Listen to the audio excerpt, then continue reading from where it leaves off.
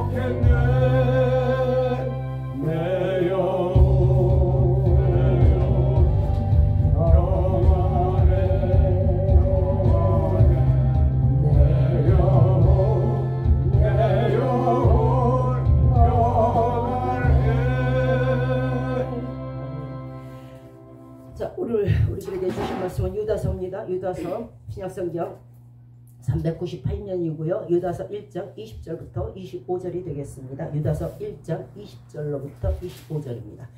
자, 찾으신 줄 알고 제가 먼저 유다서 1장 20절을 먼저 읽도록 하겠습니다. 사랑하는 자들아, 너희는 너희의 지극히 거룩한 믿음 위에 자기를 건축하며 성령으로 기도하며 하나님의 사랑 안에서 자신을 지키며 영생에 이르도록 우리 주 예수 그리스도의 긍휼을 기다리라. 어떤 의심하는 자들을 긍휼히 여기라. 또 어떤 자를 불에서 끌어내어 구원하라. 또 어떤 자를 그 육체로 더럽혀진 옷까지 니와대 두려움으로 긍휼히 여기라. 능히 너희를 보호하사 거침이 없게 하시고 너희로 그 영광 앞에 흠이 없지 질공으로 서게 하실 자 곧 우리 구주 홀로 하나신 하나님께 우리 주 예수 그리스도로 말미암아 영광과 위엄과 권력과 권세가 영원전부터 이제와 영원토록 있을지어다. 아멘. 자, 오늘 이 시간은 유다서의 교훈이라는 주제로 말씀을 전해드리도록 하겠습니다. 본서의 기록자 유다는 예수님의 친동생입니다. 자, 예수님의 형제인 야고보의 막내 동생이 되겠죠. 이 유다가 기록한 성경이 바로 서신이 바로 유다서입니다. 유다는 초기에 예수님을 구세주로 절대로 믿지 않았습니다. 요한복음 7장 8절에 보시면요, 이는 그 형제들이라도 예수를 믿지 아니함이로라. 예, 형제들이 예수님을 믿지 않았어요. 이후에 유다는 예수님을 드디어 구세주로 믿었고, 그 다음에 이 편지를 작성할 당시에는 초대교회의 지도자이며 또 전도자로서 삶을 살고 있었습니다. 유다서 1장 1절에 그 말씀이 나와 있죠. 예수 그리스도의 종이요, 자, 동생인데 예수 그리스도의 종이요, 야고보의 형제인 유다는 부르심을 입은 자 곧 하나님 아버지 안에서 사랑을 얻고 예수 그리스도를 위하여 지키심을 입은 자들에게 편지하노라 하면서 이제 그 성도들에게 편지를 보내는 그런 유다였습니다. 자, 그가 예수님의 참 종이 된 것은 사도행전 1장 14절에 기록이 되어 있어요. 사도행전 1장 14절에 여자들과 예수님의 모친 마리아와 예수의 아우들로 더불어 마음을 같이하여 전혀 기도에 힘쓰니라 하고, 그때서부터 이제 유다가 예수님의 종이 되고 예수님을 온전히 믿고 지도자가 된 것을 말씀하고 있습니다. 자, 유다는 이 서신에서 인사말 후에 곧바로 화가 나서 얘기를 합니다. 무엇을 얘기할까요? 바로 거짓 교사에 대해서, 그들의 죄악상과 그들이 받을 저주의 심판에 대해서 인사말 후에 갑자기 말을 합니다. 유다는 이 서신에서 그 당시 영지주의의 폐해가 너무 심했어요. 그 교회마다, 물론 옛날이나 지금이나 엉뚱한 소리 하는 사람들 많죠. 그걸 망령됐다 그러고요, 정신 나간 소리라고 그래요. 자, 영지주의의 폐해가 버가모 교회마다 온갖 교회를 다 휩쓰고 다녔어요.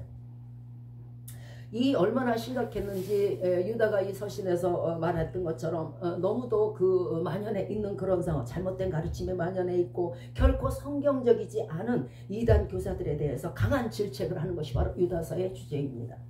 그리고 믿는 성도들을 향해서는요, 육신하신 하나님을 제대로 믿을 것, 그리고 온전히 믿을 것 하고, 그리고 힘써 이단과 싸우라고 말씀하고 계십니다.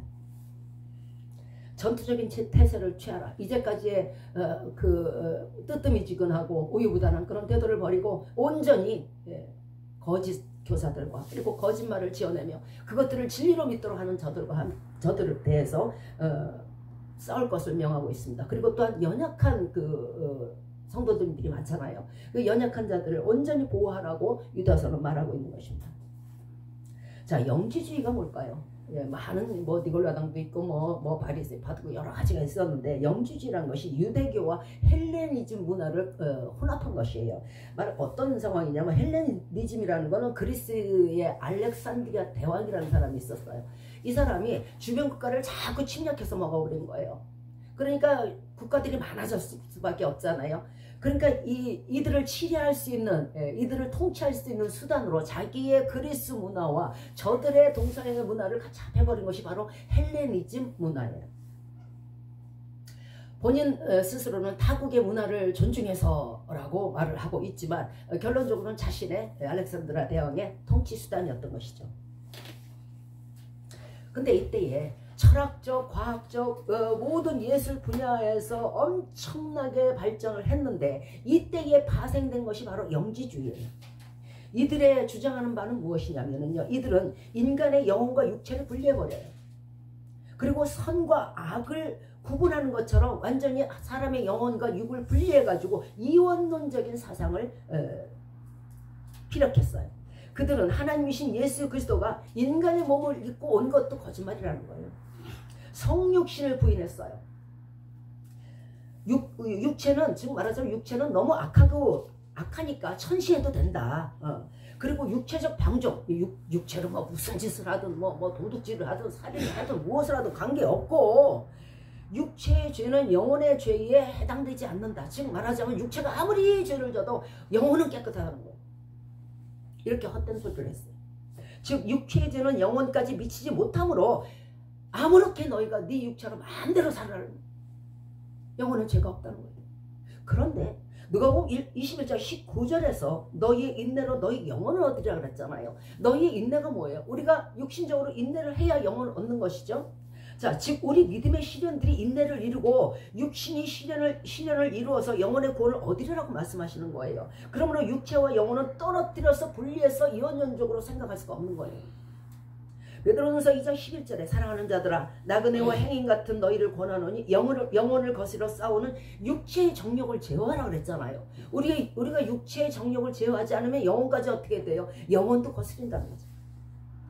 요한삼서 1장 2절에 내 영혼이 잘된 같이 네가 범사에 잘되고 강건하기를 내가 간구한다고 말씀하셨잖아요.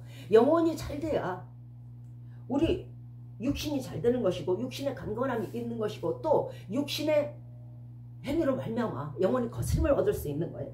우리가 죽을 때까지는요 영과 육은 결코 분리되지 않아요. 그런데 이들은 이상하게 이런 말들을 하는 거예요. 얼핏 들으면 그럴듯해요. 그죠? 어느 이단 치고 그럴듯하지 않은 말은 없어요. 근데 가만히 처음에 들으면 맞는데 가만히 보면 틀려. 살아있는 자에게는요 영혼과 육체는 같이 있을 것이며 이것은 결코 분리되지 않는 거예요.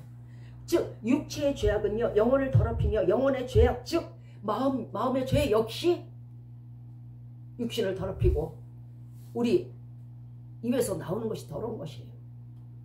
자, 마태복음 27장 50절에서 예수께서 크게 이제 예수 그리스도께서 십자가에서 달려 돌아가시는 장면이에요.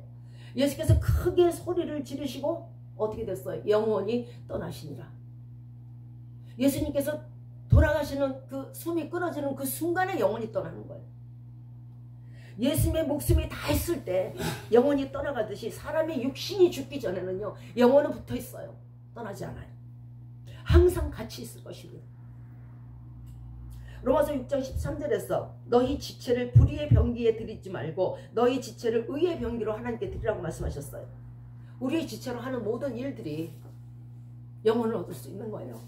그런데 마음대로 해도 되고 무엇을 해도 된다는 건 3살짜리가 생각을 해도 어린아이들이 생각해도 맞지 않는 얘기예요. 내가 잘못했을 때 어머니에게 손바닥 맞는 거 당연한 거잖아요. 근데 어린애보다 못한 생각들을 이들은 한다는 거예요. 그리고 그것을 설파하고 마치 진실인 양 거짓 진리를 퍼뜨리고 있는 거예요. 이것이 영지주의예요. 유다 서신은 유다서 1장 3절부터 거짓 교사들과 그들의 추종자인 이단자들 향해서 강하게 질책을 해요. 얼마나 나무라는지. 예. 지금의 세대는 어떤 세대예요? 여러분의 세대, 저의 세대 어떤 세대예요? 혼돈의 시대예요. 혼돈의 시대. 물론 예나 지금이나 앞으로도 있겠지요만은 여기저기 거짓 교사가 판을 치고 그들과 손잡은 이세벨들이 있고 그들을 허용하는 이세벨들이 있어요. 거짓 교사들이 난무하고 있습니다. 예레미야 17장 5절에 나 여호와가 이같이 말하노라 무릇 사람을 믿으며 혈육으로 그 권력을 삼고 마음이 여호와께서 떠난 사람은 저주를 받을 것이라 분명히 써 있어요.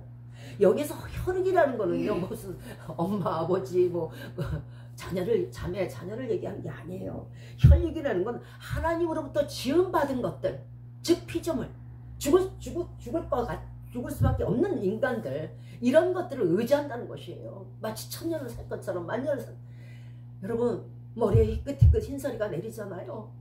물러가실 때 가까운 줄 아세요? 얼굴에 하나씩 주름 생기세요? 이제 하나님께서 부르실 때가 가까운 줄 아세요? 인간 결코 천년 못 살아요. 왜 천년의 인심으로 세상을 사십니까? 지금 많은 사람들이 하나님을 버리고 하나님을 떠나고 있습니다. 그래서 시편 50편 22절에서는요. 하나님을 잊어버린 너희여 이제 이를 생각하라. 그렇지 않으면 내가 너희를 찢으리니 건질 자가 없으리라. 사람이 그냥 죽어도 정말 그냥 때려도 아플 지경에 하나님이 찢으시면 어느 정도 찢는 줄 아세요? 이러면 17장 3절 이하에서 들에 있는 나의 산아 내 온 지경의 죄로 인하여 내가 내 재산과 내 모든 보물과 산당들로 노략을 당하게 하리니 이상한 교리를 믿는 사람들 치고 몇 명 빼놓고는요, 치부하는 사람들 빼놓고는요, 그들의 것을 빼앗아서 탐욕을 부리는 사람 빼놓고는요, 다 말갛게 벗겨져요. 여기서 나의 산이라는 거는요, 의인법을 얘기하는 거예요. 나의 산 이스라엘아, 나의 집사, 나의 권사, 나의 성도들아, 내 온지경의 죄로 인해서 네 재물과 모든 보물과 재산이 뺏긴다는 거예요. 하나님을 떠난 자의 저주는요, 재산과 보물과 우상을 섬기던 산당까지 노략을 당하게 돼 있어요. 산당을 왜 허물까요? 좋은 것들을 거기다 다 갖다 바쳤잖아. 내 자식에게도 안 주는 것들, 그런 것들을 다 갖다 바친 거, 거짓 것에게 바친 거, 올바로 바쳤으면 그것이 하늘나라의 보물 창고에 들여가겠지만은 올바른 곳에 바치지 않은 것은요, 다 회파되고요, 적에게 뺏겨요.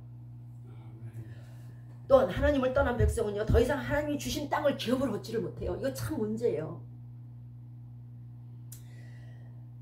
거기서 쫓겨남으로 말미암아 자기가 내 산업이야, 내 기업이야, 내 가업이야 했던 것들요, 그거 다 말갛게 벗겨져요. 왜? 하나님의 땅이니까. 하나님이 주셨는데 네가 그것을 우상에게 갖다 줬을 때 하나님 마음은 어떻겠어요? 하나님은요, 지금 이 시간에도 이런 사람들을 보면서 얼마나 오시겠어요. 우리는 지금 안 보이고 모르니까 괜찮아요. 우리가 하나님 아닌 게 참 다행인 거예요.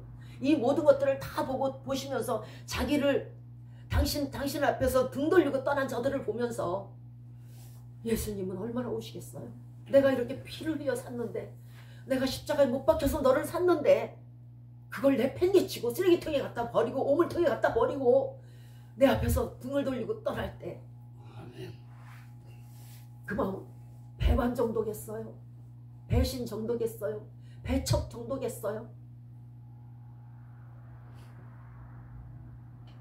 우리가 하나님을 떠나서 우상을 섬기고 피조물을 하나님보다 더 섬기는 죄악을 범하며 하나님과 우상을 같이 섬기는 죄악을 범하고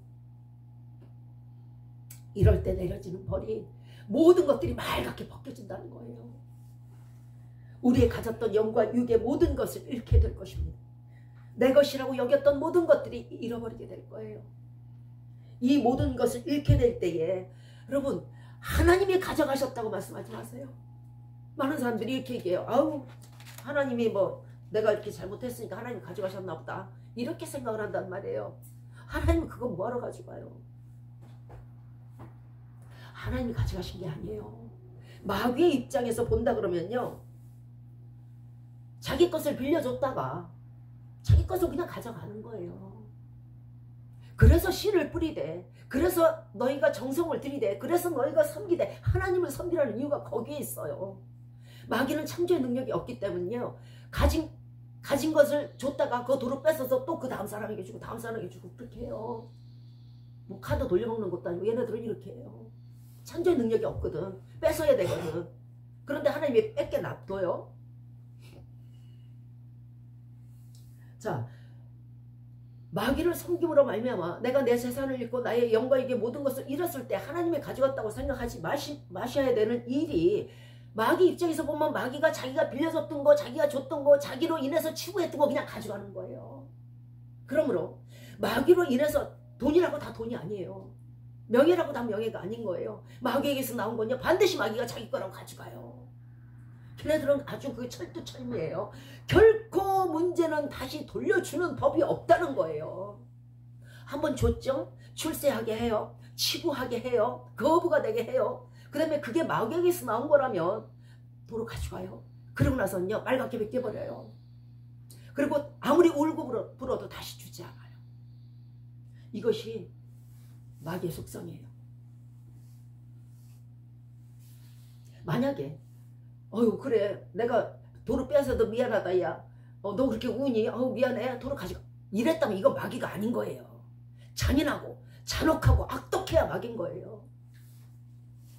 자, 그러나 하나님께서는 욥의 예대로 보듯이 모든 것을 몇 배로 돌려주신다는 거예요. 혹여라도 시험에 들어서 없어졌다 해도 그것을 몇 배로 다시 더 좋은 곳으로 돌려주시는 분이 바로 하나님. 이것이 차이점이에요. 아멘. 우리가 비록 하나님 앞에 죄를 지었어도 다시 회개하고 돌이키기만 하면 후히 주시고 이전의 것을 잘못을 꾸짖지 아니하신다는 거예요. 이것이 후히 주시고 꾸짖지 아니하시는 하나님이에요. 그러나 마귀는요, 자기가 준 땅, 자기가 빌려준 기업에서 늙고 쓸모 없어지잖아요. 아, 이제 이제 뭐 늙었네. 어린애로 쓸모가 없네. 이러면요, 싹 베껴가요. 단물 숨을 다 빼고요, 반드시 쫓아내요. 자기가 빌려준 땅에서.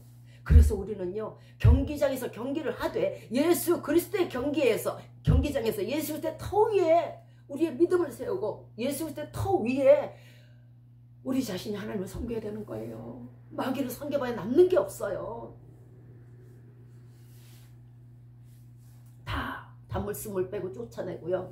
그 다음에 거기까지는 좀 견딜만 하죠. 아, 그래, 그럼 네가 가졌으니까 네가 뺏어가는 거 뭐 당연하다. 내가 그동안 미쳤었지. 내가 미쳐갖고 내가 너 같은 것을 섬겼지. 그런데 더 웃기는 게 뭐냐면요, 사람 오장육부를 뒤집어요. 박장대소를 한다고. 우리가 비참하게 되고 초라하게 되고 늙고 병들어서 진멸이 되는 지경에 이르렀는데 쟤네들은 웃어요. 박장대소를 해요. 하하, 내가 이렇게 했어. 내가 쟤를 이렇게 만들었다는 거 아니야. 그러면 옆에 마귀 들어와서 뭐라 그러는지 아세요? 아우, 야, 잘했다, 야. 아이고, 고소해. 왜? 하나님의 자식이기 때문에. 얘네들은 지금 하나님과 대적하는 자들이잖아요. 하나님의 자식이 잘못되고 쓰러지고 진멸되고 여기 터지고 저기 터지는 거 보면서 박장대소를 한다고. 왜 이런 것들을 섬기냔 말이에요. 왜? 왜 내 스스로 나를, 이 귀한 나를, 귀한 여러분 영혼 하나하나, 귀한 여러분의 육신 하나하나를 왜 오물은 그래도 걸음이라도 돼요. 그러지도 못할 곳에 던지냐고요. 마귀의 본질이 뭐예요? 긍휼이 없어요. 자비가 없어요. 사랑이 없어요. 잔혹해요. 극악무도해요. 이것이 마귀의 본질이에요. 여기에서 자비를 바란다면 개천에서 백합꽃이 피기를 바라는 게 더 빠를 거예요. 지금 여러분이 섬기고 있는 분은 누굽니까? 은혜가 없고 평강이 없고 사랑이 없고 긍휼이 없다면 그 신은 가짜예요. 어떤 상황에서 저녁에 울음이 기숙할지라도 아침이 되면 기쁨이 오게 하는 게 하나님이에요. 이것이 평강의 하나님이며 사랑의 하나님이며 은혜의 하나님이며 우리를 형통케 하시는 분이며 능력의 하나님인 거예요. 저녁에 울음이 기숙했는데 아침에는 또 일이 생기네. 산 넘어 산이고 강 넘어 강이네. 아니에요. 이사야서 60장 7절에 너희가 수치 대신에 배나 얻으며 능욕 대신에 분깃을 인하여 즐거워할 것이라. 그리하여 고토라는 건 고향 땅이에요. 고향 땅에서 배나 얻고 영영한 기쁨이 있으리라. 우리가 하나님 앞에 잘못해서 쫓겨나는 상황에서도 바벨론에 쫓겨가든 어디를 쫓겨가든 다시 불러들여서 고향 땅에 다시 들이셔서 예전보다 배나 더 얻게 하시고 영영한 기쁨이 있게 하시는 분이 하나님이란 말이에요. 아멘. 사람이 우리 옛말에 그런 말 있어요. 복에 겹다고. 복에 겨워서 하나님을 찾는 거예요. 복에 겨워서 하나님을 버리는 거예요. 욥기 33장 18절에서 하나님은 사람의 혼으로 구덩이에 빠지지 않게 하시며 그 생명으로 칼에 멸망당하지 않게 하시리라. 오죽하면 우리의 영혼을 그렇게 사랑하셔서 독생자 외아들을 죽이시겠어요? 여러분 같으면 여러분 이웃을 구하고자 여러분 자식 죽이시겠습니까? 못하시죠? 그런데 하나님은 하세요. 얼마나 우리를 사랑하시며 사랑에 겨워요. 잠언 30장 14절 이하에서 암리는 장검 같고 어금니는 군도 같아서 가난한 자를 땅에서 삼키며 궁핍한 자를 사람 중에서 삼키는 무리가 있느니라. 영혼을 도둑질하는 거예요. 마귀들은요 우는 사자처럼 잠잠자면서 달려들어요. 거머리에게는요 두 딸이 있어요. 다고 족한 줄을 몰라요. 여러분 우상에게 갖다 바치면은 뭐가 잘 될 것 같죠? 그리고 내가 1원을 줬으면 2원이 나올 것 같죠? 아니요. 거머리에게는 두 딸. 거머리가 뭐예요? 사람의 피를 빠는 것이에요. 두 딸이 있어가지고요 다고 우상들은 그렇게 해요. 마귀들은 그렇게 해요. 아무리 우리가 내 육신을 있는 것 전부를 갖다 던져도요 다고 사람의 피를 끝까지 빨아먹어요. 이것이 거머리예요. 그리고 더 가져와, 더 가져와, 더 가져와, 더 가져와 그래요. 거기에 긍일이 없다 했잖아요. 자비가 없다 했잖아요. 지 배만 남산만큼 불러서 터질 도록 먹어요. 이것이 마귀예요. 이것이 마귀들의 하는 일이에요. 그 사주를 받은 사람들의 일이고요. 인간의 탐욕과 마귀의 탐욕은 일치하는 거예요. 마귀가 그 속에 들어가면요, 탐욕이 생겨요. 정욕이 생기고 소욕이 생기는 거예요. 마귀는요, 결코 만족을 모르는 탐욕의 덩어리예요. 거머리처럼 인간에게 붙어서 피를 다 빨아먹기까지, 얼굴이 하얗게 변하기까지, 뼛속까지, 뼛속의 골까지 모조리 빨아먹도록 멈추지 않아요. 피를 다 빨렸는데 우리가 무엇이 남겠어요? 우리 영육에 남는 게 뭐가 있겠어요? 숟가락 몽둥이 하나도 안 남아요. 절대 만족이 없는 마귀는요, 인간에게 늘 원하는 게 있어요. 타고 그리고 줄 듯 해요. 그런데요, 마귀에게 가장 큰 속성 뭐라고요? 거짓말. 절대 안 줘요. 예수님한테 그랬죠, 마귀가요. 이 돌을 떡덩이가 되게 하라. 산 위에서 뛰어내리라. 천하만국을 보여주면서 내게 절하라. 그럼 이 모든 거 다 너에게 줄게. 이랬죠? 줄 것 같아요? 천만의 말씀. 짓게 아닌데 어떻게 줘? 그래서 거짓의 마귀인 거예요. 우리는 우상을 잘 섬기면 저가 치성에 감탄해서 소원을 이루어줄 거라고 생각을 해요. 그렇지만 그 뚫어진 독 같은 데는요, 아무리 갖다 퍼부어도요, 차지 않는 법이에요. 흘러넘치지 않아요. 은혜라는 건 흘러넘쳐야 되는 건데요, 절대 흘러넘치지 않으니 은혜가 없죠. 그 뚫어진 독을 무슨 수로 채울 겁니까? 아무리 돈이 많아도 안 돼요. 실컷 이용당하고 마침내는 파멸의 길에 던져놓고 또 다른 희생을, 아이고 끝났다 이제, 아이고 힘들었네, 아우 또 다른 거 찾아 나서야지 이러고 또 어느 자처럼 또 기어 나오는 게 마귀예요. 그러나 하나님의 은혜를 보십시오. 욥기 33장 19절 이하에서 사람이 하나님의 징계를 받아 병상의 고통과, 이제 무엇을 잘못했어요. 그래서 병상에서 고통을 당해요. 뼈가 늘 쑤시는 징계를 받나니, 그러다 보니까 사람이 입맛이 떨어지잖아요. 그죠? 네. 음식도 싫고, 아무리 귀한 별미, 아주 귀한 탐스러운 음식도 싫고, 보이지 않던 뼈가, 전에는 없었던 뼈가 막 드러나서 보이게 돼요. 그 뼈가요. 자, 이제 그 혼이 생명을 삼키는 자에게 파멸당할 지경에 꼭대기까지 차 있어요. 가까웠어요. 이제 죽을 날이. 그럴 때 만일에 일천천사 중 하나가, 우리들에게 뭐가 있다 그랬어요? 수호천사가 있다 그랬죠. 일천천사 중 하나가, 그 중에 한 명이, 1000명 중에 한 명이 그 사람의 변호인이 되어서, 해석자가 되어서 그 사람이 정당히 행한 것을 말하면은 하나님이 긍휼히 여기신다는 거예요. 또 그 천사 1000명 중에 999명이 다 못됐대. 이 사람 아주 이렇게 죽어도 싸대. 그런데 그 중에 한 명이, 어머 아니에요, 이 사람이요, 그래도요 예수님 믿으려고요 애썼고요, 예수님한테 왔었어요, 회개됐어요. 한 명만 이 사람을 위해서 변호를 한다 그러면은 다시 그 살이 소년의 살처럼 되게 해주시는 것이 하나님이요, 그 영혼을 불쌍히 여기셔서 음부에 떨어뜨리지 아니하시는 것이 하나님이에요. 죽은 자도 살리신단 말이에요. 이게 하나님의 은혜예요. 여러분은 지금 혼자 다니시는 것 같고, 여러분 지금 혼자 있는 것 같고, 방 안에 혼자 어떨 때 있는 것 같죠? 천만에 뭐라 그랬어요? 천사 중 한 명이 우리를 꿰뚫어 보고 계신 분은 하나님뿐만이 아니에요. 천사가 여러분 곁에서 있단 말이에요. 그날에 이것들이 지금 이 천사들이 지금 왜 있을 것 같아요? 그날에 하나님 앞에 말하려고 있는 거예요. 아, 이 사람이 이렇게 기록자라 그랬죠. 천사는 이렇게 했네요. 아이고 맨날 몇 월 며칠에 이렇게 했네요. 그래서 천사가 있는 거예요. 여러분 혼자 있지 않아요. 여러분이 몰래 죄를 짓고, 여러분이 몰래 내 속에 생각으로 죄를 진다고 하고 아무도 모를 거라고 생각하잖아요. 안 그래요.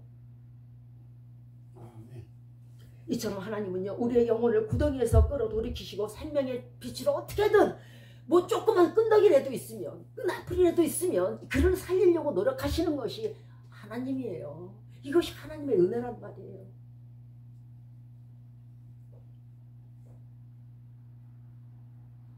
이러면서 17장 4절에 내가 알지 못하는 땅에서 네 대적을 섬기게 되는 것이 거짓 교사의 멸망의 끝입니다. 궁극적으로 우리는요, 지옥을 본 적이 없어요. 그런데 마귀는요, 우리를 지옥에 끌고 가서요, 압제하고 못 나오게 해요. 악이 만연한 저들은요, 결코 긍휼이 없어서 우리들을 풀어주지 않아요. 그러니까 우리가 대적에게 몰려서 대적의 압제를 받고 살아야 돼요. 마귀의 압제를 받고 사는 거예요. 우리가요, 거짓말에 현혹되고 거짓 교사에 현혹되면요, 마귀가 우리를 짓눌러 버려요. 살아서도, 지옥에 가서도 그 쇠고락에서 벗어나질 못해요. 우리가 예수 믿는 목적 뭐예요? 평화로우려고요. 그리고 자유로우려고요. 어디에서? 죄에서. 그런데 그 길을 또 들어가요? 왜요? 나왔던 감옥을 왜 가요? 감옥에서 나오는 사람 보고 당신 너로 감옥에 가서 그러면 따기 때릴 거예요. 그런데 그 길을 자기 스스로 가요. 왜 그러세요? 예수 믿는 것은요, 자유를 얻으려고 믿는 거예요. 우리를 지옥 속에 끌고 들어가서 같이 타면서도 저들은 아무리 우리가 울부짖어도 하하거리고 웃을 거예요. 이 저주들이 임하는 이유가 뭐예요? 혈육 있는 자들을 섬기고 피조물을 섬기고 하나님에게서 떠났기 때문에 그래요. 유다서에는요, 두 가지 교훈이 있습니다. 첫째는 성도들에게 거짓 교사들을 주의하라는 거예요. 거짓 교사들의 특징은요, 예수 그리스도가 구세주이심을 부인해요. 다른 피조물을 구세주라고 해요. 또 다른 사람의 신앙을 새치혀로 허물어버려요. 이러한 자들은 심판의 날에 하나님께 형벌을 받을 것임을 말씀하는 것이 바로 유다서의 교훈, 첫째 교훈이에요. 또 성도들에게 거짓 교사들에게 대항할 것과, 이제는 우리 잠잠하면 안 돼요. 틈이 없으면 마귀가 일어나지 못하는 법이에요. 틈이 없으면 대적이 침범 못해요. 이거 왜 그런지 아세요? 믿는 자들이 틈을 보였기 때문에 그래요. 예수님께 듣고 보고 배운 진리를 굳게 지키라고 말씀하는 것이 바로 유다서의 교훈이에요. 우리가 굳게 지킬 때 어떻게 거짓 교사가 나타나겠어요? 또 성경을 자기 목적에 맞게 교묘히 바꾸는 자들을 물리치라고 성도들에게 강력하게 말하는 것이 바로 유다서의 교훈입니다. 거짓 교사의 구분법이 있어요. 아, 이 사람도 코 달렸고 이 사람도 눈 달렸으니까 아, 이 사람도 사람인가 보다. 이렇게 생각하시잖아요. 이 사람도 성도인가 보다 이렇게 생각하시잖아요. 거짓 교사의 구분법은요, 요한복음 7장 18절이에요. 스스로 말하는 자는 자기 영광만을 구하되 자기 영광, 자기 자랑만을 나타내는 거예요. 이런 사람들이 거짓 교사예요. 그러나 보내신 이의 영광을 추구하는 자는요, 참되니 그에게 불의가 없느니라.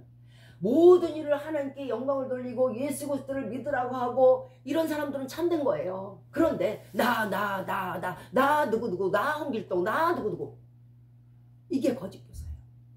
이들은요, 하나님께 가는 영광을 중간에서 자기가 가로채는 자들이에요. 금방 구분이 될 거예요. 오직 예수님께 영광을 돌리지 않는 자는 다 참되지 못한 자들이에요.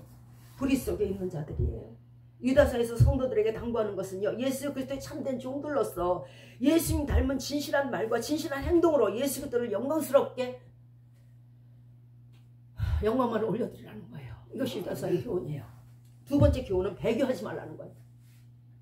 지금 많은 사람들이 배교를 하죠. 배교란 것은요, 그리스도에 의해서 돌아서는 것을 말해요. 그리스도를 배신하는 것을 배교라고 그래요. 하나님은 자신을 반역하는 천사들을 벌하셨듯이 또한 그런 사람들을 벌하실 거예요. 왜 하나님은 자신을 떠나는 자들을 벌하실까요? 그것은요, 너무도 강렬한 질투 때문에 그래요.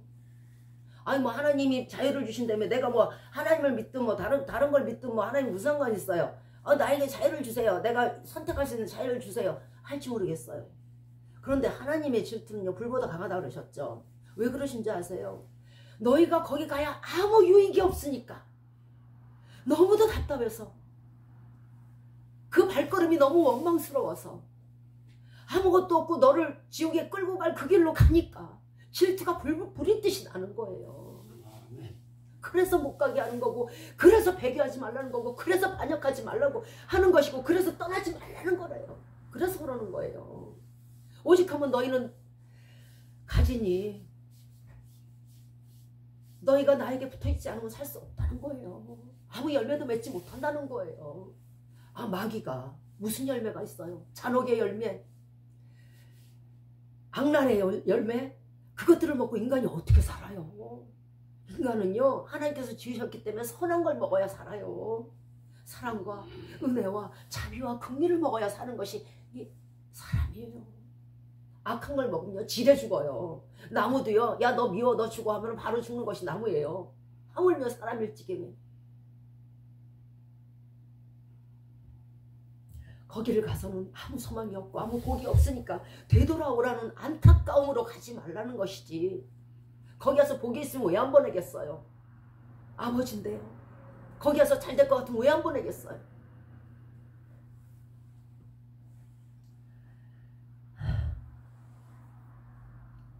그러나 거짓 교사들과 그것들을 주장하는 자들은요, 결코 복을 얻지 못해요. 그 이유가 뭘까요? 왜 하나님은 사랑의 하나님이고 하나님은 복의 하나님이라면서요, 왜 저들을 긍휼히 여기지 않으세요? 이렇게 얘기할 줄 모르겠어요. 왜 그러냐면요, 귀감이 되라고. 그래야 저렇게 되면 복을 못 받는구나. 저런 데 가서 저런 짓 하면 복을 못 받는구나. 저런 사람들 따라다니면 복을 못 받는구나. 이거를 알아야지 성도들이 안 떠날 거 아니야. 그래서 귀감이 되라고 그들에게 벌을 주는 거예요. 그러니까 그들이 벌을 받는 이유는 확실하고 벌을 받을 것은 확실한 거예요. 그것 누구의 벌? 인간의 벌이면 따기 몇 때리면 끝이겠지만 하나님의 벌은 아니에요. 우리 성도들에게 유다서에서는요, 거짓 교사들을 조심하라고 말씀하십니다.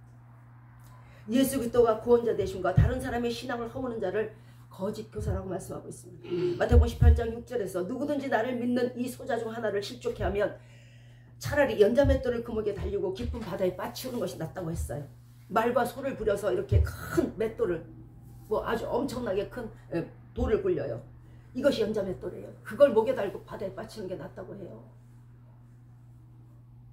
고린도전서 8장 12절에 이같이 너희가 형제에게 죄를 지어 그 약한 양심을 상하게 하는 것이 곧 그리스도에게 죄를 짓는 것이다.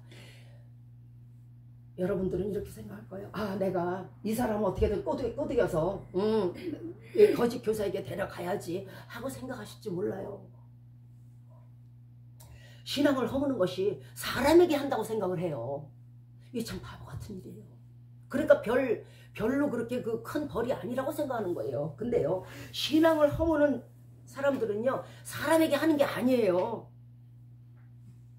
사람에게 한 것이 아니고 예수 그리스도께 직접 죄를 짓는 거예요. 왜 그러냐고요? 그 이유를 말씀드려요.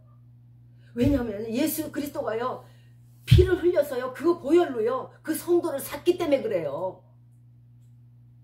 그래서 이제는 내가 산 것이 아니고 예수 그리스도께서 사시는 것이고 예수 그리스도께서 피값으로 산 거예요. 그것이 성도예요. 그러면 그 성도를 훔치면, 그 성도를 지옥길에 끌고 가면 누구에게 죄 짓는 거예요?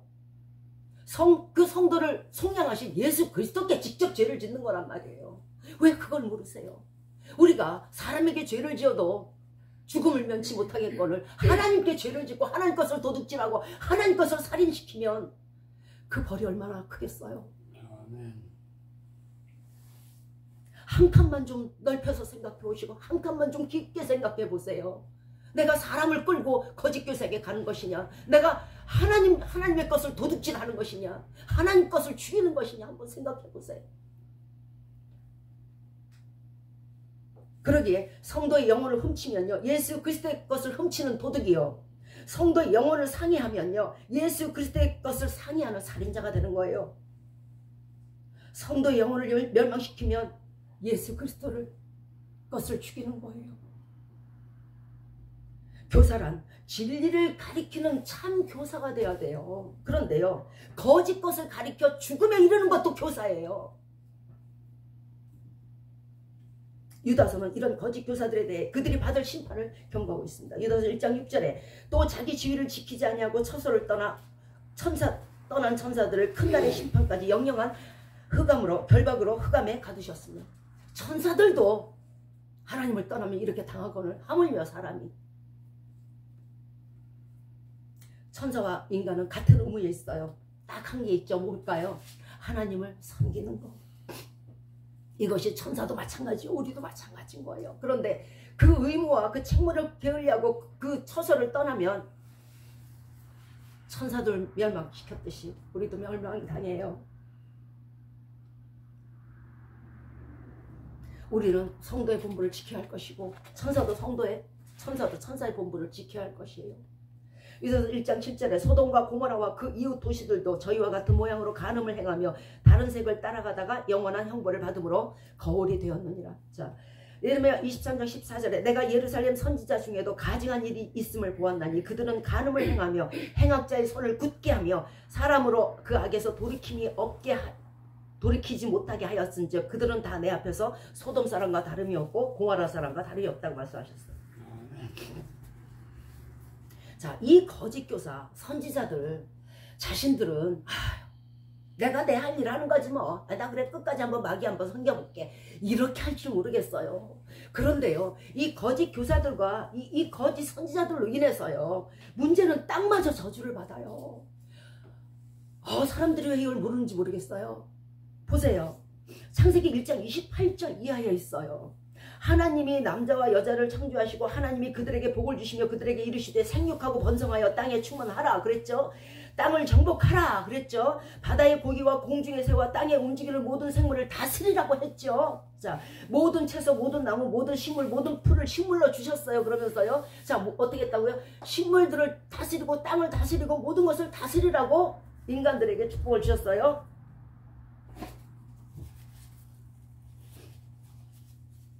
그러나 그 다스리는 인간이 다스림을 받는 땅보다 못할진데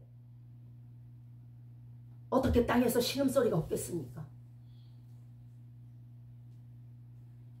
예레미야 23장 10절에 이 땅에 행음하는 자가 가득하도다. 저주로 인해서 그들의 행위가 악하고 저주로 인하여 땅이 슬퍼하며 광야의 초장이 마르나니 그들의 행위가 악하고 힘쓰는 것이 정직지 못함이로다. 거짓 것을 신봉하고 물질을 숭배하고 세상 것을 숭배하고 명예를 숭배하고 열심히 일한다고는 하나 거짓 것에 열심을 내고 하나님의 올라가는 영광을 가로챌 때에 땅을 다스리고 초목을 다스려야 할 짐승들을 다스려야 할 인간의 권리가 소멸이 되는 거예요. 인간의 죄로 땅이 슬퍼하고 쇠잔하다고 그랬잖아요. 그 중에 초장이 마른다고 했잖아요. 수목이 마른다고 했잖아요. 말도 안 된다고 생각하십니까? 아유, 내가 무슨 내가 우상 섬겼는데 내가 거짓 교사를 따랐는데 그것 때문에 땅이 어떻게 되고 초목이 어떻게 되고 그럴까요? 창세기 4장이 이하에 있습니다. 가인이 아벨을 시기로 인해서 죽여서 땅에 묻었습니다. 하나님은 가인에게 말합니다. 가인아, 내 아우 아벨이 어디 있느냐? 그러니까 가인이 한다는 소리가 나는 알지 못해요. 내가 무슨 아우 지키는 사람이에요? 이렇게 얘기를 했어요. 그런데 창세기 4장 10절 이하에서 하나님은 말씀하십니다. 가라사대 네가 무엇을 하였느냐? 네 아우의 핏소리가 땅에서부터 내게 호소하느냐. 보시십시오. 땅이 하나님께 자신이 아벨의 피를 가지고 있다고 얘기해요. 모든 피조물은요, 하나님께서 창조하셨으므로 말미암아 하나님은 그들의 뜻을 아시고 그들의 말을 알아요. 시편 19편 2절 이하에도 날은 날에게 말하고 밤은 밤에게 지식을 전하니 언어가 없어요. 들리는 소리도 없어요. 우리들의 안 들려요. 그런데요, 그 소리가 온 땅에 통하고 그 말씀이 세계 끝까지 이르는 거예요. 하나님의 통치하심이 이렇게 땅 속까지, 땅 위까지, 하늘까지 다 통치하심으로 말미암아 모든 것을 다 아시고 모든 것을 다 듣고 모든 것을 다 기억하시고 모든 것을 다 깨달을 수 있는 것이 하나님이에요. 땅의 소리라고 하나님이 안 듣는다고 생각하지 마세요. 바다의 소리라고 하나님이 안 듣는다고 생각하지 마세요. 저 초목의 소리라고 하나님이 안 듣는다고 생각하지 마세요. 그런데 그것을 다스리라고 준 인간들이 그것들보다 못하다면 땅이 저주를 받지 않겠습니까? 초목이 저주를 받지 않겠습니까? 오늘 유다서 11절에 화 있을진저 이 사람들이여 가인의 길에 행하였으며 삭슬 위하여 돈을 위해서 발람의 어그러진 길로 몰려갔으며 고라의 폐역, 예, 하나님을 거역했죠. 고라의 폐역을 쫓아 멸망을 당하도다. 인류 최초의 살인자 가인처럼 거짓 이단 교사들은요 참된 성도들을 해방하고 그 영혼을 노략질하고 죽이고 우는 사자처럼 달려들고 있어요. 돈을 위해서 거짓 교리를 설파하며, 만약에 돈 내고 그 사람들더러 당신 예 그 교리 좋으네요. 그러면 그 돈 내고 하실래요? 하면 그 사람들 할 것 같아요? 할 것 같아요? 당신 지금 가진 거 다 내놓으시고요. 그 교리만을 설포하세요. 그리고 거기다 돈 얹어서 내세요. 그럼 할 것 같아요? 무엇을 위해서 하는 거예요? 삭 때문에 하는 거예요? 돈 때문에 하는 거예요? 여러분을 벗기려고 하는 거예요. 안 보이세요?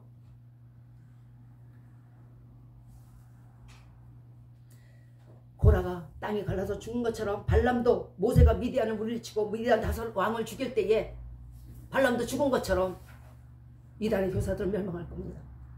계시록 2장 14절 이하에 버가모 교회에 하나님 말씀하십니다. 그러나 네게 책망할 것이 있나니 거기 네게 발람의 교훈을 지키는 자들이 있도다. 발람이 발락을 가르쳐 우상의 제물을 먹게 하고 또 행음케 하였느니라. 발락이라는 건 모압 왕이에요. 이와 같이 네게도 니골라 당의 교훈을 지키는 자들이 있도다. 여기 또 니골라 당이 나와요. 영지주에서 이제 니골라 당으로 갑니다. 자, 니골라 당이라는 건 에베소와 버가모 교회에 침투한 초대교회 이단의 일파였어요. 이들의 주장은요, 한번 믿은 뒤에는 무슨 행동을 해도 죄가 되지 않는다는 거예요. 히브리서 6장 4절 이하에 한번 비침을 얻고 하늘의 은사를 맛보고 성령에 참여한 바 되고 하나님의 선한 말씀과 내세의 능력을 맛보고 타락한 자들은 다시 새롭게 되어 회개할 수 없나니 하나님의 아들을 다시 십자가에 못 박아 현재 욕을 버림이라고 말씀했어요. 그럼에도 불구하고 한번 비침을 얻고도 마음대로 해도 되고 한번 구원은 영원한 구원이니까 이것이 니골라당의 행위예요. 지금도 이런 사람들이 있어요. 한 번의 구원이 변치 않는다는 건 하나님의 입장이고 그것을 이루어가는 건 인간의 입장이에요.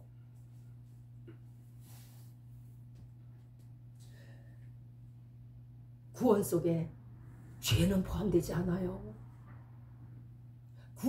죄 있는 구원은 없어요. 구원은 영원하더라도요. 구원을 영원하게 이루는 것은요, 구원받은 자의 의무인 거예요. 내가 보물을 받고 그것을 땅에 던졌다면 그 보물이 어떻게 영원하겠습니까?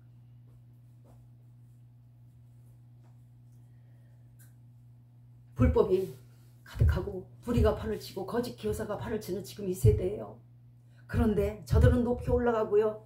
저들의 배는 남산만큼 커졌어요. 왜 그런지 아세요? 그럴 때 우리는 이렇게 얘기해요. 아유, 하나님이 계시다면 왜 저들이 저렇게 유명해지고요. 하나님이 계시다면 저들이 돈으로 배가 남산처럼 불렀네요. 그거 왜 그래요? 하나님이 계시다면 이 불의가 왜 이렇게 되는 거예요? 왜 그런지 아세요? 루시퍼를 가장 높이 올렸을 때는요, 던지려고 놀리신 거예요.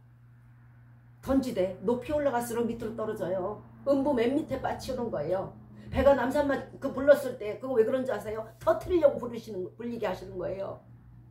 아멘. 알곡과 죽정이를 가르치기 위해서 저들을 허용하시는 거예요. 이러므로 하나님이 유혹을 저희 가운데 역사하게 하시면 진리를 믿지 않고 불의를 좋아하는 모든 자로 심판을 받게 하려고 알곡과 죽정이를 가르려고 하시는 거예요. 요한복음 10장 7절에 내가 진실로 진실로 너에게 말하느니 나는 양의 문이라. 온 천하의 양의 문으로 들어가는 목자는 예수님밖에 없어요.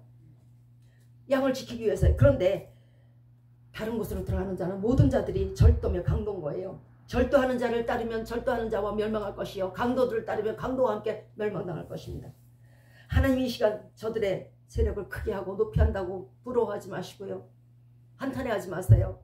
반드시 멸망하고 반드시 음부 맨 밑에 빠질 거니까요. 오늘 유다서 1장 4절에서 아담의 7세 손이 에녹이 사람들에게 대하여도 예언하 이르기를 보라 주께서 그 수만의 거룩한 자와 함께 임하셨나니. 무슨 뜻이냐면요, 계시록 7장 4절 이하의 말씀과 동일한 거예요. 내가 입맞은 자의 수를 들으니 이스라엘 자손 각 지파 중에서 입맞은 자들이 14만 4천. 요즘 난리도 아니죠. 14만 4천. 자, 14만 4천이라는 것은요. 루벤부터 시작해서 갓지파, 유다지파, 납달리, 므낫세, 시므온, 레위, 이사갈, 스불론, 요셉, 베냐민. 자, 이렇게 해서 각 1만 2천씩 14만 4천이 되는 거예요. 우리는 이 14만 4천에 들고 싶어 해요. 그죠? 예수님과 함께 다니면서. 계시록 14장 1절에 또 내가 보니 보라 어린 양이 시온산에 섰고 그와 함께 14만 4천이 섰는데 그 이마에 어린 양의 이름과 아버지의 이름을 쓴 것이 있도다.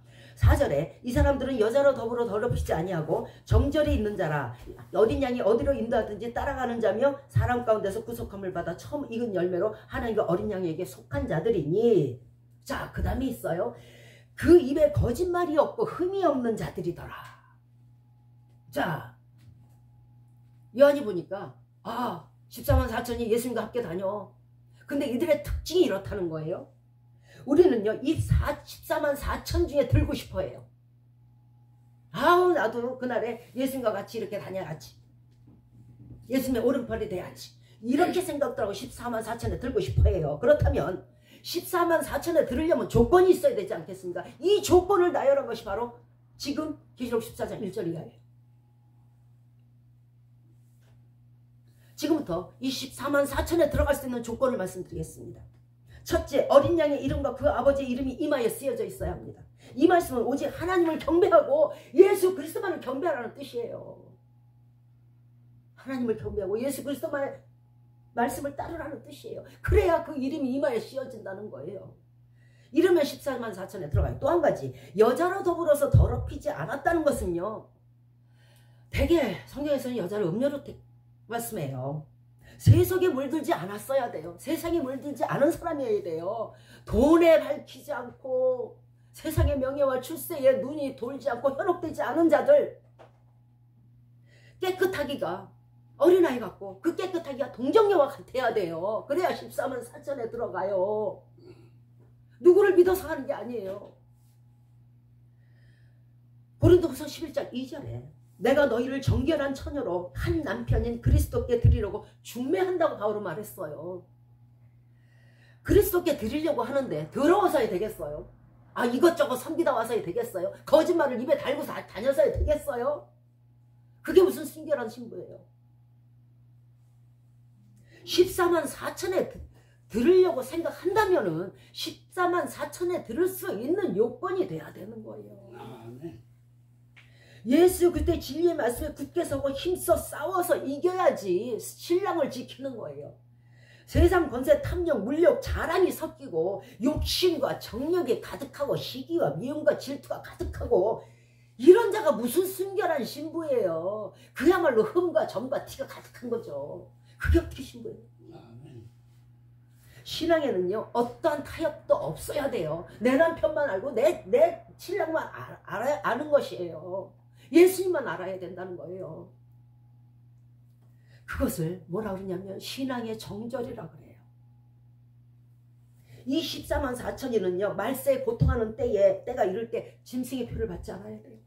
그리고 그 환난에서 나오느라고 헐벗고 굶주리고 수치와 죽임을 당하고 그래도 오직 하나님의 표를 자랑하는 이 자들이 14만 4천인 거예요.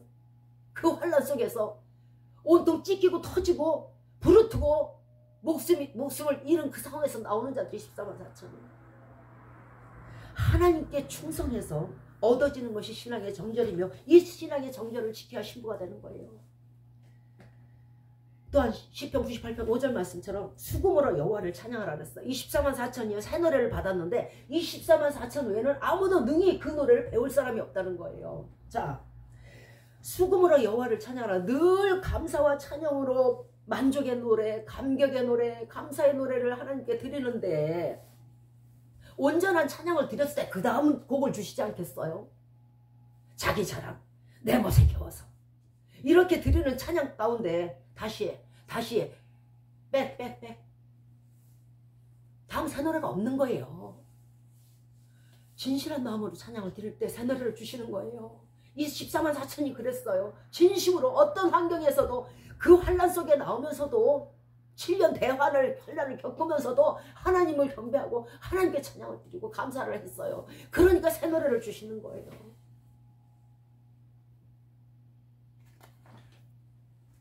온전한 찬양을 드려야 새 노래를 주시는 것이고, 우리가 14만 4천에 속할 수 있는 길은요, 진실하고 흠없고 온전한 신앙생활, 곧 온전한 믿음, 예수님 제자의 삶, 예수님 가르침의 삶, 이것이 예수님의 신부가 되는 삶이고, 이것이 14만 4천에 들 수 있는 길이에요. 믿음의 진실성도 없고 간사하고 교활하고 자신의 이익만을 위해서 일하며 선한 것을 악하다고 악한 것을 선하다고 엉뚱한 소리하고 자기 유익을 위해서 비굴한 자가 어떻게 신실한 정결한 하나님의 신부가 되겠습니까? 어디로 가든지, 예수님이 어디로 가든지 따라다니는 게 14만 4천인인데 그 모습을 하고 어딜 따라다녀요? 사람들이 보면 그럴 거 아니에요? 거기 그분 당신이나 잘하세요? 이런 사람 어떻게 되고 다녀요? 내가 예수님과 함께 다닐 자격이 있는가를 먼저 봐야죠. 14만 4천을 따진 게 아니고. 예수님의 신부가 되는 길은요, 백색 드레스가 있어야 되는 게 아니에요. 예수님의 신부가 되는 길은요, 핍박으로 인해서 찢어지고요, 대적의 상처들로 인해서 피고름이 터져야 되는 거예요. 원수의 칼날에 목이 잘려야 가는 것이 예수님의 백색 드레스예요.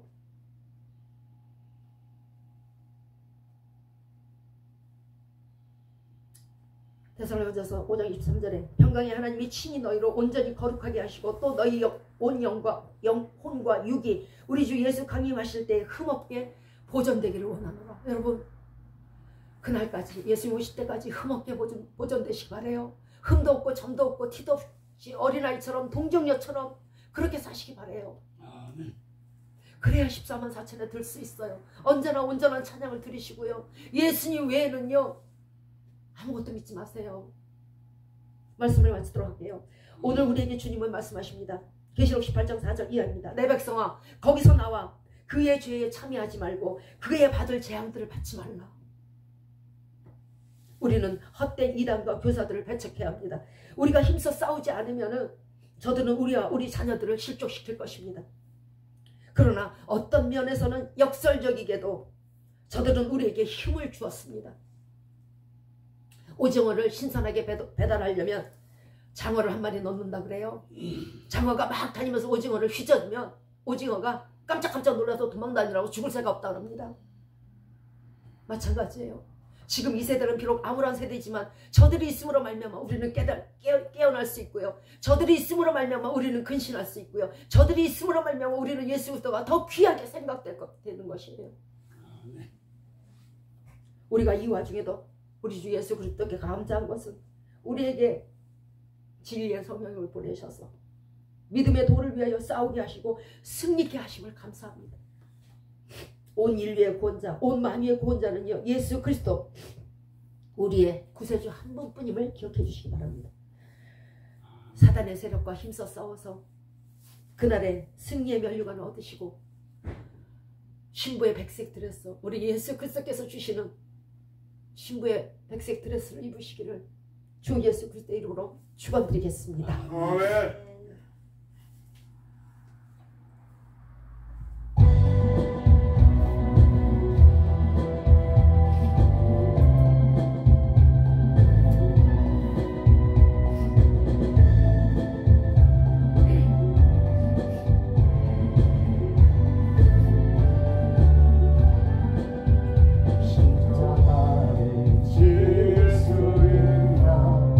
주가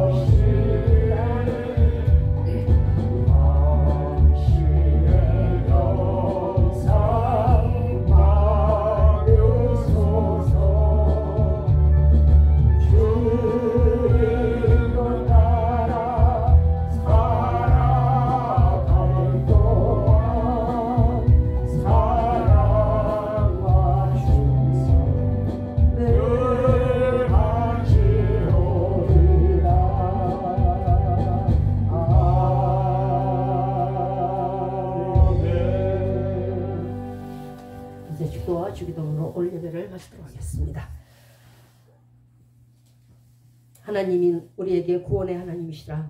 사망에서 피함이 여호와께로 말미암거니와 그 원수의 머리 곧 그 죄가에 항상 행하는 자의 정수리는 하나님이 쳐서 깨치시리로다. 아멘. 이제로부터 우리 주 예수 그리스도의 은혜와 하나님의 사랑하심과 성령의 교통 인도 보호하심이 진리의 말씀만을 굳게 붙잡고 말씀을 따르며 감사의 찬양으로 오직 주 예수 그리스도만을 경배하고자 이 시간 마음에 뜨겁게 결심하고 결단하는 우리 모두에 이제부터 영원토록 함께 하시기를 주 예수 그리스도의 이름으로 축원드리옵나이다. 아멘. 하늘에 계신 우리 아버지여, 이름이 거룩히 여김을 받으시오며 나라에 임하옵시며 뜻이 하늘에서 이룬 것 같이 땅에서도 이루어지이다. 오늘날 우리에게 일용할 양식을 주시고 우리가 우리에게 죄 지은 자를 사하여 준 것 같이 우리의 죄를 사하여 주시고 우리를 시험에 들게 하지 마옵시고 다만 악에서 구하옵소서. 내게 나라와 권세와 영광이 아버지께 영원히 있사옵나이다. 아멘.